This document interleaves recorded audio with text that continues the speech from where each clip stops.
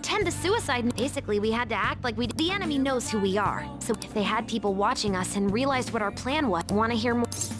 Another tough part was figuring out how to get Sai Nijima in order to return to reality. You have to go back to the point. So Sai and Akechi had to go through where the nav was activated. As in, the Akechi would just come back the same way after the assassination. The real issue was Sai Nijima.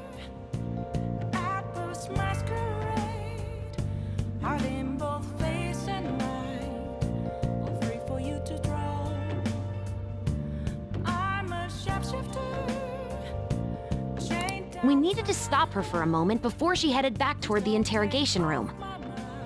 But nothing can be sent to a phone inside a palace. So, I had to program the messages in beforehand. In doing so, I made it seem like the messages were coming at that part was kinda last minute. So I'm really on a roll here.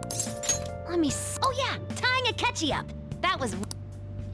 I obviously don't mean the real Akechi. Even if we could do that, it would ruin our plan. The one we had to tie up was Sai Nijima's cognitive Akechi. This part's really complicated. Well, we needed to lure Akechi into Sai Nijima's palace and have him kill the cognitive version.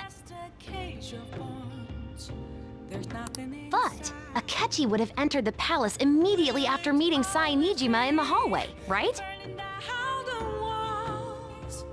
Because of that, there was a pretty decent chance he'd run into the cognitive Akechi. And if that happened, Akechi would have totally realized we'd... Nobody actually even thought of this possibility until Makoto realized in the middle of the night. Then it was a huge mess trying to figure out what to do. In the end, we chose to sneak into the metaverse while the plan was happening to tie up the cognition. Because you told Sae to show him the phone, we expected her to chat with him for at least a bit. So, we had a few minutes to strike after the cognitive Akechi showed up, but before the nav activated. It was Operation Tie Him Up! Though it wasn't really... Thankfully, Sai Nijima didn't know his true nature, so the one that appeared was an ordinary kid. It was pretty simple surrounding him, knocking him out, and tossing him on another floor. But man, watching Makoto's skill was super amazing. I guess she does use Knuckles as her weapon. Basically, what I'm trying to say is, appreciate what everyone else did. I just can't help but rant when I'm talking about stuff that interests me. Sorry about that.